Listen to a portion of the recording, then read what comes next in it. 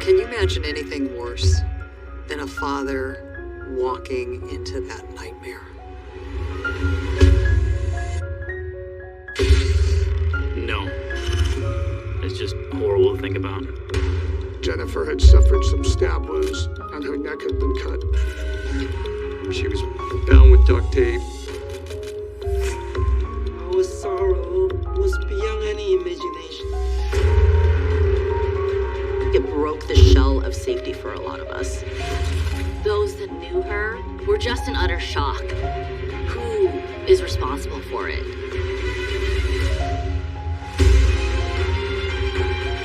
Someone could have spent a great deal of time back here watching the family. He knew the layout of that house. In the trunk of his car was a gun, some handcuffs, and a roll of duct tape. He raped 2 of his victims. He would bind them and then he would stab them. Do you believe he was involved in Jenny Lynn's murder? Here is a serial killer who told us he wouldn't have mind being there to watch it. I wouldn't scratch him off the list.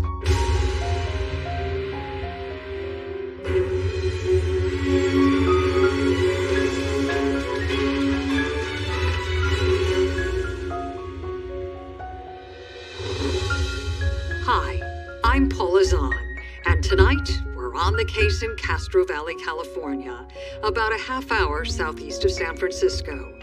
The tranquil suburb in the East Bay was forever changed by the shocking murder of 14-year-old Jenny Lynn.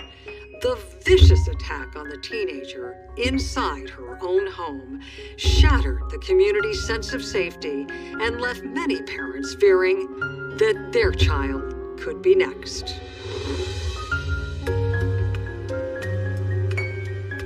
May 27th, 1994.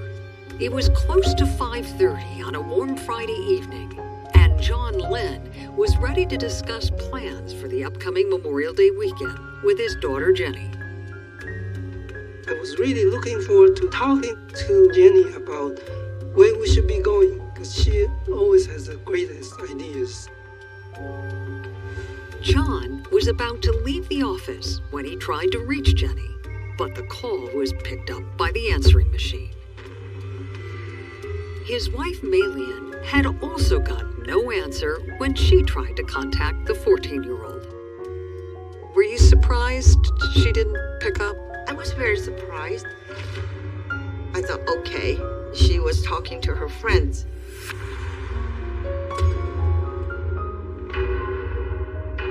Jenny's father pulled into his driveway at 6:45. When he walked into the house, he noticed that the TV was on, but Jenny wasn't in the living room. He called out to his daughter, but there was no answer. As he started making his way through the downstairs area of the house, he did not see her. He noticed that the sliding rear door to the backyard was unlocked, so he thought maybe she was in the backyard. But the backyard was eerily quiet as well. I went back inside. I started going upstairs, calling her name. When Jenny wasn't in her room, John suddenly began to fear something was wrong. He walked into his bedroom. He didn't see anybody, but when he looked towards the bathroom door here, it was closed. Behind that door was a sight no father should ever have to see. When I opened the door, I saw Jenny laying there. I was so shocked. Jenny was lying face down, her arms and legs bound. She had no pulse and was unresponsive. John Lynn immediately called police. When he called 911, they asked if she was breathing. He rolled her over and let out a gasp. I said, too late. She was gone. It was clear to him that she was deceased.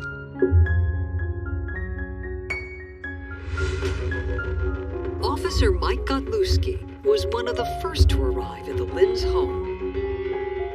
Mr. Lynn was panic-stricken, distraught, and he directed myself and other patrol officers upstairs to where Jenny was.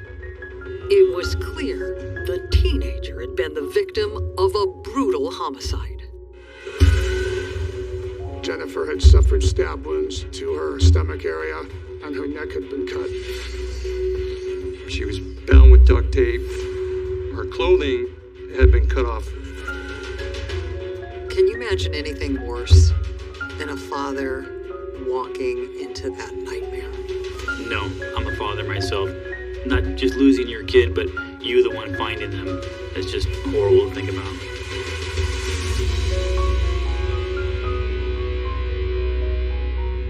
John Lynn then made the most painful phone call of his life. He broke the news to his wife that their precious daughter was dead. What was going through your mind? What were you feeling? I dropped the phone.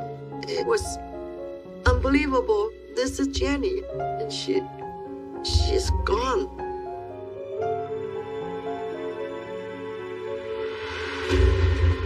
Before he even reached the crime scene, Sergeant Casey Nice realized this investigation would be unlike any he had worked on before. And what convinced you of that? Because it was a young girl, home after school in the supposed safety of her own home.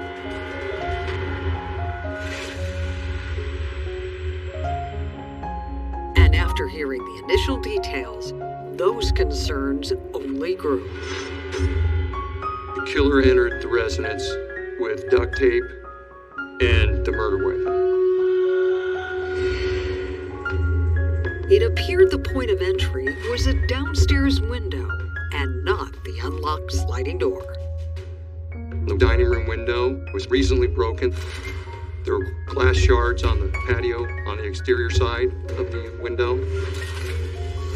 Where it was broken, you could reach in and unlock the bottom portion of that window, slide it open, and simply crawl through. But the evidence made it clear that this crime was not a burglary gone wrong. There really couldn't pinpoint anything that might have been taken or missing from the house. The disturbing use of duct tape and the way Jenny's clothes had been slashed led detectives to a troubling theory.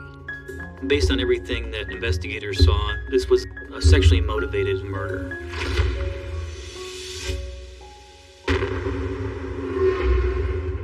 A closer examination revealed that Jenny had suffered multiple stab wounds. Can you walk me through what evidence was collected from the crime scene? This was 1994. DNA was being used, but it was at the infancy of that. So things were dusted for fingerprints at the suspected point of entry. Obviously, all of the duct tape, the carpet from the bathroom floor.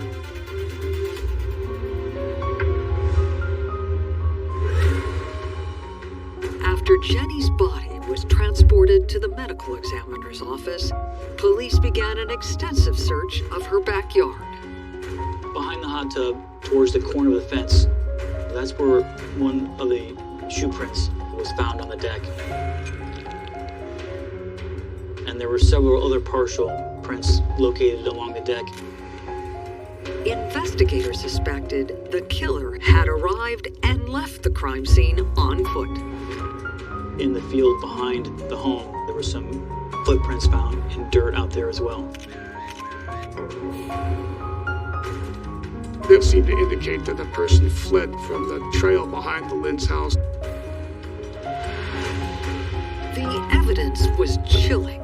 Every clue indicated that Jenny's killer had done this before and could strike again very soon.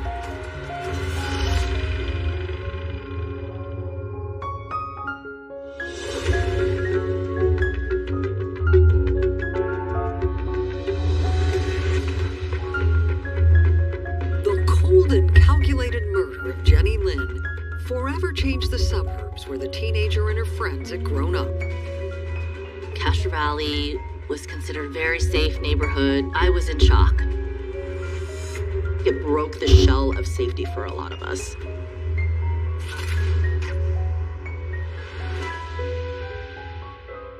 And for Jenny's parents, it was far more devastating. Losing their daughter and her incredibly promising future shattered their lives. Can you describe Jenny to us? Jenny was very loving and caring.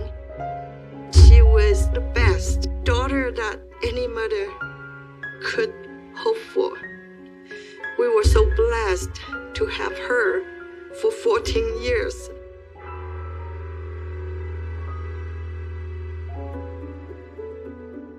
The talented teenager ran track and was a straight-A student with the dream of one day attending Brown University.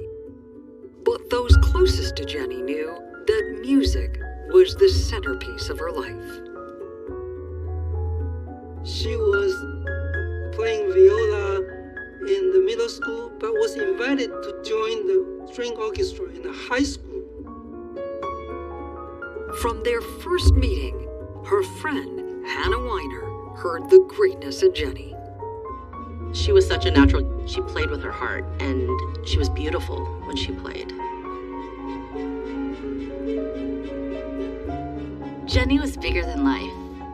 Such a joy to be around. Whether she knew she was a leader or not, she definitely was a leader.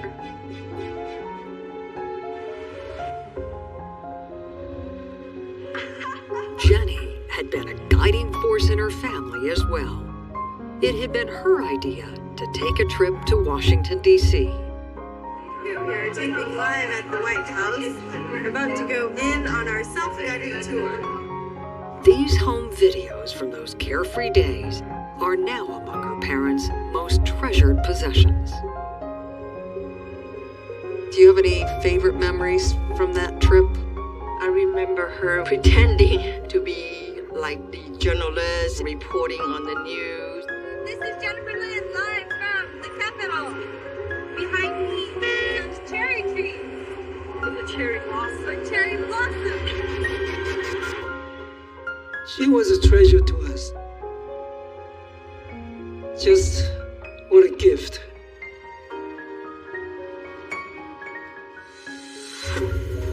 A gift that was stolen just days later in a senseless act of violence. How did you handle this crushing loss? Needless to say, our sorrow, our grief was beyond any imagination. But on top of that, our fear. We didn't know where this bad guy was.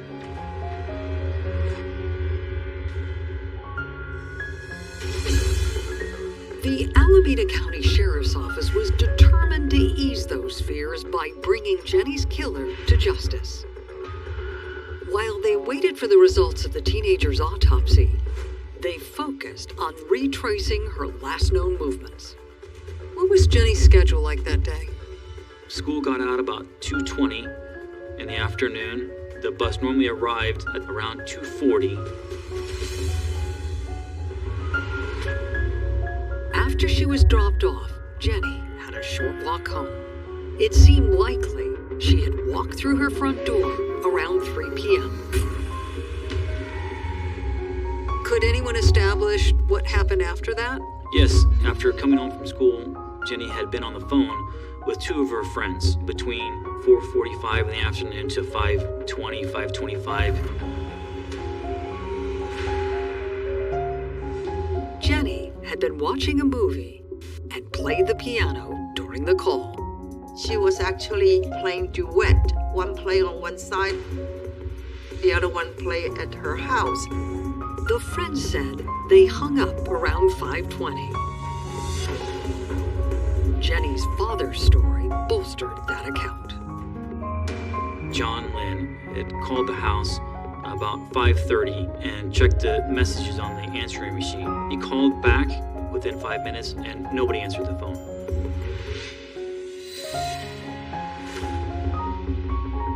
Based on that timeline, investigators estimated that the deadly attack had begun shortly before 5:30.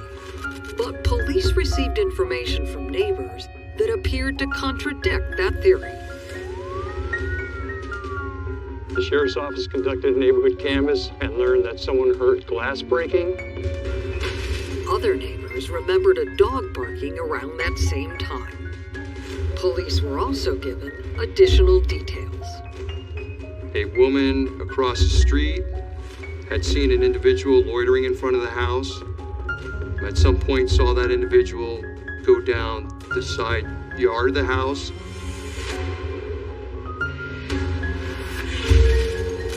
When the neighbor was interviewed, she said that she saw a male about 5 foot 5 inches tall, wearing either a hoodie or a baseball cap.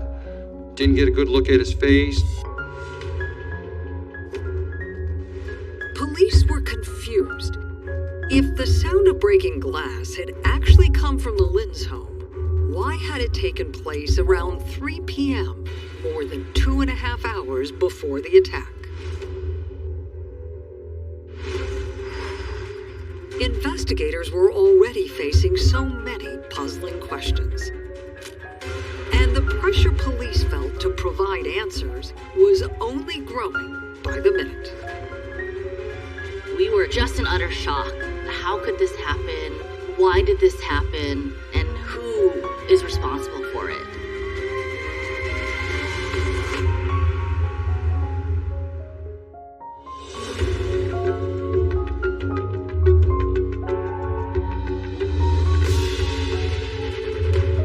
The Alameda County Sheriff's Office was desperate for a lead and hoped that Jenny Lynn's autopsy report might jumpstart a struggling investigation.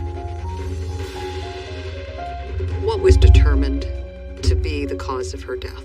Stab wounds, and her throat was cut. What did investigators believe was the murder weapon? It was a knife. The coroner's office was able to tell us that the weapon was edged on both sides.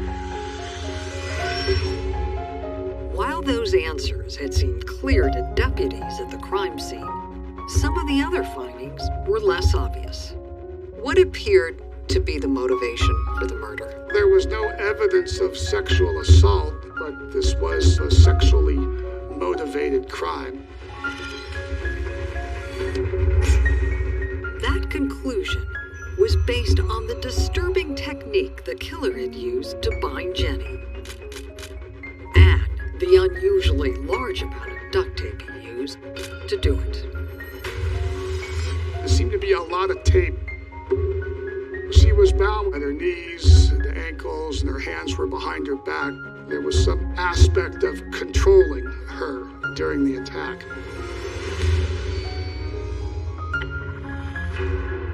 And the way Jenny's clothing had been cut also pointed to the killer having socio or psychopathic tendencies. Did that suggest that whoever killed her might have killed before? Yes, the behavioralists will say that this was fantasized behavior.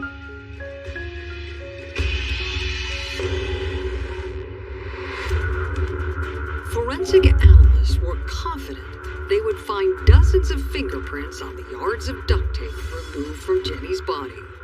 They were stunned when they only recovered one partial print. Do you believe that means that the killer had gloves on? The lack of identifiable prints on the amount of duct tape suggests that he was definitely wearing gloves. Investigators also tested Jenny's clothing for evidence. How important was the clothing? At some point, the person had to have touched that clothing or had left some sort of fibers or hairs or some other type of biological evidence.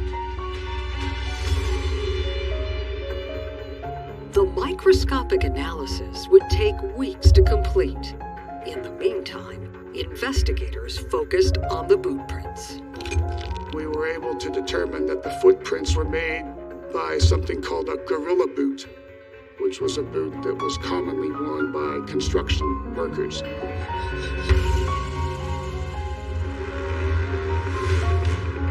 During the weeks leading up to the murder, the neighborhood where the Lynns lived was under development. That meant teams of construction workers were in the area daily to build new homes. Police wondered if one of those men had been watching Jenny over a period of time, slowly formulating a plan for a brazen attack in broad daylight.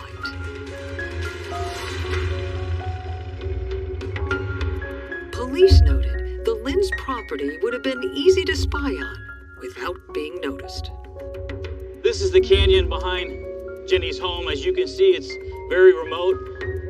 Someone could have spent a great deal of time back here watching the family, seeing their patterns of life, their comings and goings, and remain undetected.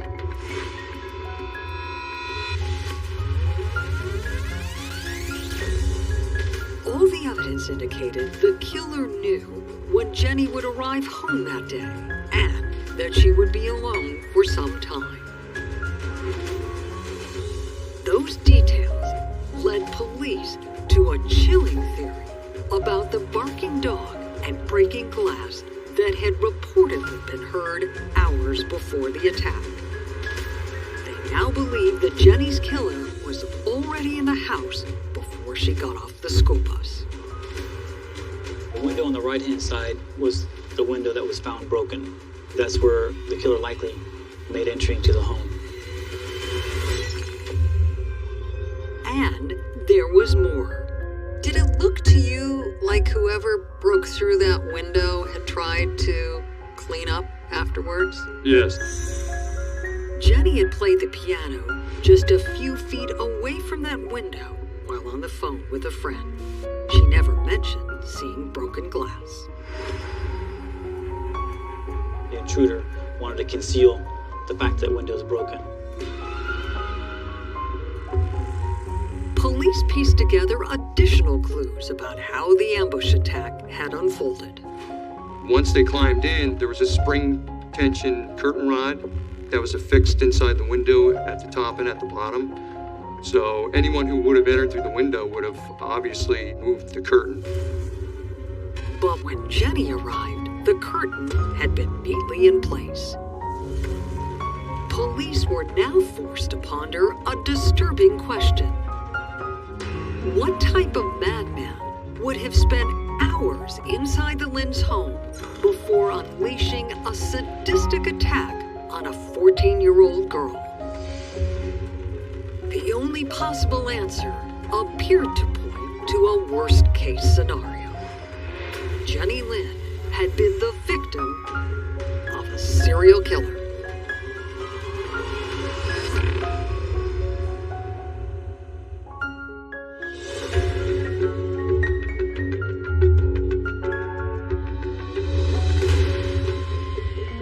Investigators were searching for a suspect in the murder of Jenny Lynn. Based on the evidence, they believe the killer may have worked or lived in the neighborhood. How would you describe the status of the investigation at that point? We were beating the bushes pretty hard. We got the FBI involved. A lot of work with Dr. Mary Ellen O'Toole, who did a profile on this case. Dr. O'Toole's profile of the killer confirmed that the suspect had spent a substantial amount of time studying the Lynns prior to the attack. There was a lot of planning that went into it. A lot. The offender has to know who lives there, and who goes to work when, and who has access to the house. The killer also knew his way around the Lynn's home. He had been in the house before, or he had another way to gain knowledge of that house. He knew the layout. There are no coverings on these windows. If you're an offender and you're standing behind the house, you could see what was going on. This is how offenders can gain intelligence about what goes on inside the home.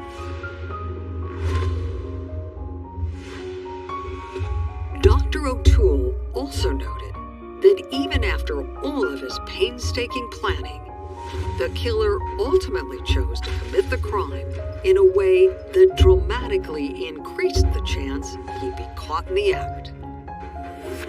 There are offenders who will purposefully insert high-risk behavior into their crimes.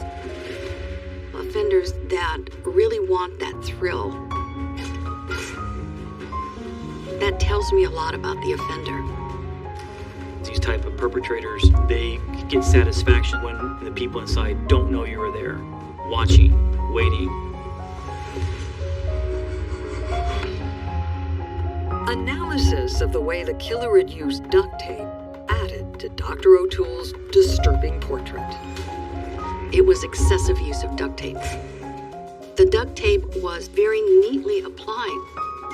Duct tape applied in that manner is more indicative of the offender doing it for pleasure as opposed to restraining Jenny.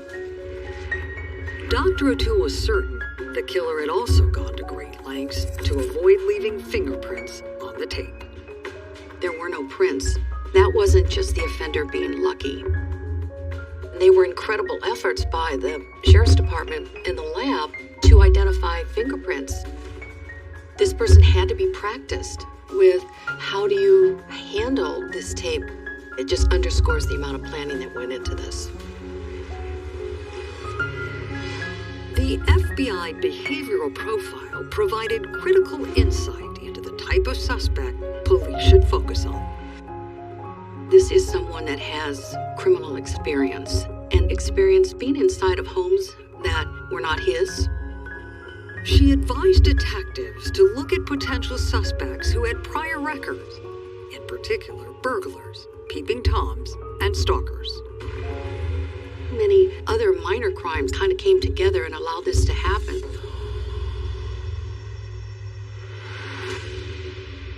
The FBI profile also focused police on potential suspects who could have spent a great deal of time near the Lynn's home without drawing attention. That, and some evasive answers to simple questions, put a young man who lived just steps away from the crime scene on investigators' radar.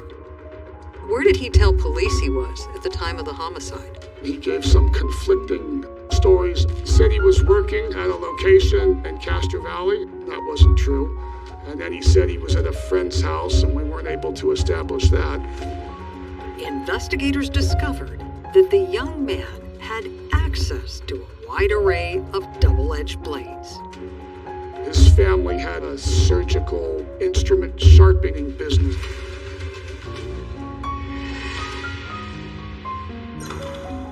Police learned that the young man was alone in his house that Friday. His parents were gone. That meant no one could account for his whereabouts at the time of the murder. After initially answering questions, the young man suddenly stopped talking. At one point, he had agreed to take a polygraph exam. Shortly after that, I got a call from a lawyer who said that he wasn't going to cooperate anymore. But with no physical evidence linking the young man to Jenny's homicide, police had to move on. Could investigators ever rule him out? I think it would be more precise to say we weren't able to rule him in. We weren't able to connect him to the Lynn's house. Police continued to focus their investigation on people who lived or worked near the Lynn's home. There was another neighbor who came to the attention of police. Why did police think he could have been involved? That neighbor was alleged to have been going around town impersonating a police officer. During the investigation into Jenny's neighbor, the sheriff's office obtained a search warrant for his car and found disturbing evidence. In the trunk of his car was a gun, some handcuffs, but what really drew my attention was a roll of duct tape, which was similar to the type of duct tape that was used to bind Jenny. While the duct tape was analyzed, other pieces of the puzzle quickly seemed to fall into place. The man's home was close enough to the crime scene that he could have walked there and back without being seen. He could have gone along the fence line and got to the Lynn house in the back. The neighbor also knew a lot about Jenny's movements. He had children that were close to Jenny's age that were attending the same school. Police believed they were on the right track until the crime lab's report on the duct tape was complete. We did a lot of work with that tape, trying to connect it to the crime scene tape, but there wasn't any forensic link between that duct tape that was in that person's car and the duct tape that was on Jenny. Did police ever find any evidence connecting him to Jenny's murder? No, there was never anything that connected him to Jenny's murder. Police were forced to shift gears. They looked at dozens of suspects with a history of minor crimes. People who were sex registrants, people recently released from prison, but on each case there was nothing to connect anyone to the crime.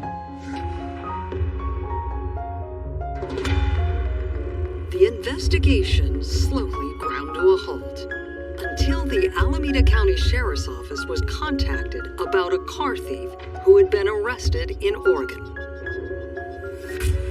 In late August of 1994, Sebastian Shaw was arrested in Portland in a vehicle that turned out to be stolen. The stolen vehicle was taken about 12 miles from where Jenny was murdered. But it was what police found during a search of that stolen car that really raised red flags. Inside of the vehicle, there were items you would expect to see on a sexual predator, serial killer. Amongst the items he possessed was duct tape, flex ties, latex gloves. He had pornography. He had a double-edged knife in a sheath. There was also a sock with a weight inside that could have been used to break a window. But none of the evidence police discovered appeared to tie Shaw to Jenny Lynn's murder more than a musical instrument. He had a musical recorder that you would typically find in the possession of a middle school-aged child. Despite an exhaustive investigation, police were not able to connect the instrument to Jenny, and none of the evidence in the car could be linked to her murder. Shaw was dismissed as a suspect. But detectives never could have imagined how Shaw would put himself back on their radar.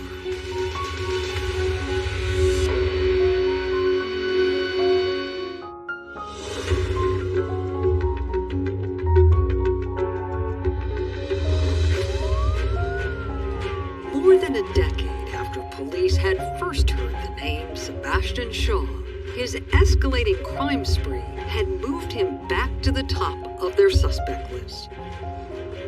The one-time car thief was now a two-time convicted killer who was awaiting trial on a third savage crime. Shaw's MO in those attacks were eerily similar to Jenny's murder. Sebastian Shaw was known to have committed similar crimes. He would force his way into a residence, he would bind his victims, he raped two of his victims, and then he would stab them and cut their throats. Shaw's brutal crimes came to an end when a young woman survived an attempt to kill her. The victim who survived was able to fight him off and was able to call for help. Mike Godlewski had been one of the first responders at the scene following Jenny Lynn's murder. Now, he was a detective preparing to question their new prime suspect, Sebastian Shaw. He made comments that he had killed as many as 10 people. We had also learned that he may be willing to confess to his unsolved murders if the death penalty was taken off the table. Since police had no physical evidence to connect Shaw to Jenny's murder, they knew their only hope was to convince Shaw to cooperate. We told him we wanted to eliminate him as a person of interest and it'd be mutually beneficial if he provided a reference sample of his DNA. He thought about it and then he said, you know what, no, I'm not going to do that. Shaw told police he wouldn't even consider talking to them without a plea deal. Detectives met with Jenny's parents. We approached Mr. and Mrs. Lynn and told them we may be willing to confess, but we'd have to make some concessions. So the Lynn's told us that they would be willing to take the death penalty off the table if he confessed that he was the killer. Shaw ultimately rejected the potential plea agreement as well. His attorney told us that he had nothing further to say to us. It was a disappointing setback, but it led investigators to come up with an intriguing new plan. Somebody came up with the idea of Mr. Lynn corresponding with Shaw. So Mr. Lynn wrote a total of 3 letters to Sebastian Shaw in prison. Police hoped that an emotional plea from Jenny's distraught father might get Shaw to open up. In his letters, John Lynn specifically called on Shaw to take responsibility for what he had done and to explain why he had targeted and killed Jenny. Shaw actually responded, but provided no answers. He only expressed skepticism about who had written to him. He said he doubted that Mr. Lynn was the author of the letter. He said he believed it was either the police or perhaps the news media. Shaw insisted there was only one way to remove those doubts.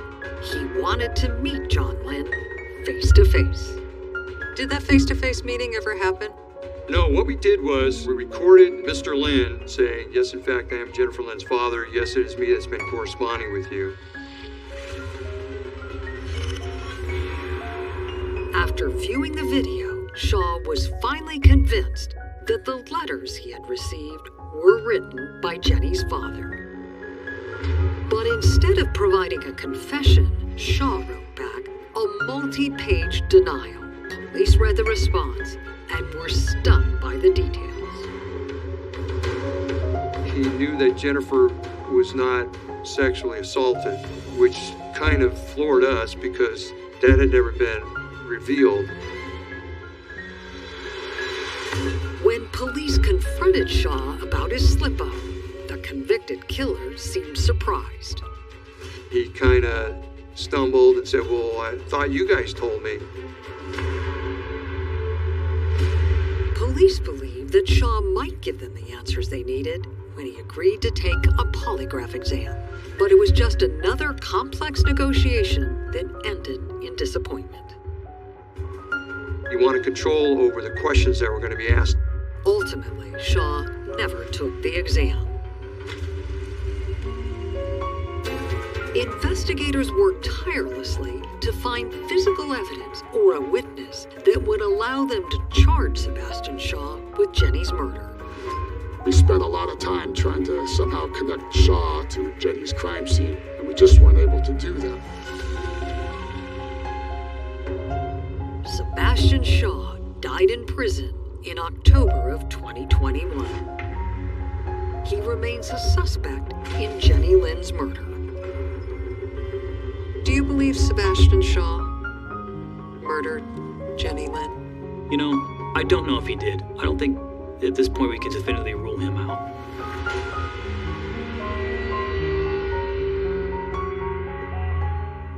Jenny Lynn's murder is still an active investigation. Is this a case that's been really difficult for you to let go of? It has. I retired in 2012, and my biggest regret has been not solving the Jennifer Lynn murder. The Lynns deserve justice. They deserve answers. But the Lynn's resilience continues to inspire everyone on the case. Have you ever seen a family as determined and dedicated to getting justice for their daughter? The Lynns are amazing, and not only have they survived this, but they have just done so much good in the community. The Jenny Lynn Foundation they've created, the awareness they've brought to young kids, they've just been tremendous. The Jenny Lynn Foundation promotes child safety and every summer sponsors a free music program for Bay Area children. It's a fitting legacy for Jenny, a talented teenager robbed of the opportunity to share her gift with the world. She was set to be something that really would have made lives better. She would have touched so many people's lives. We hear her name, we see her face, and this community is still mourning. It's 28 years later. Her impact in those 14 years is probably greater than many of us would hope in a lifetime.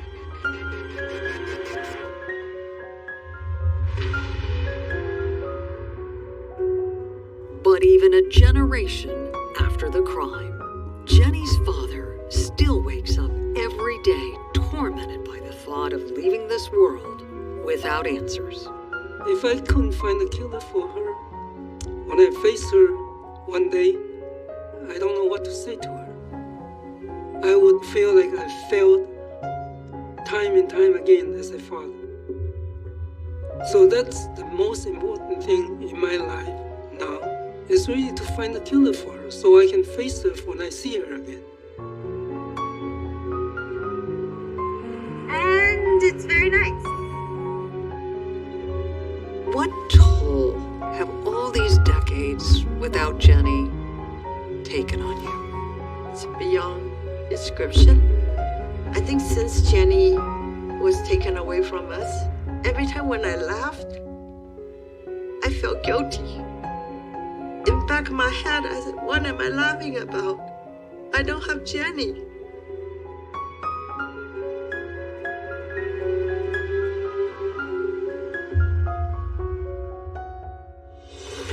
The Jenny Lin Foundation is offering a $200,000 reward for information leading to the conviction of her killer. If you have a tip, please contact the Alameda County Sheriff's Office at 510-667-3636 or try the toll-free hotline at 855-4-JENNY-LIN. I'm Paula Zahn. Please join us again next time when we're back on the case.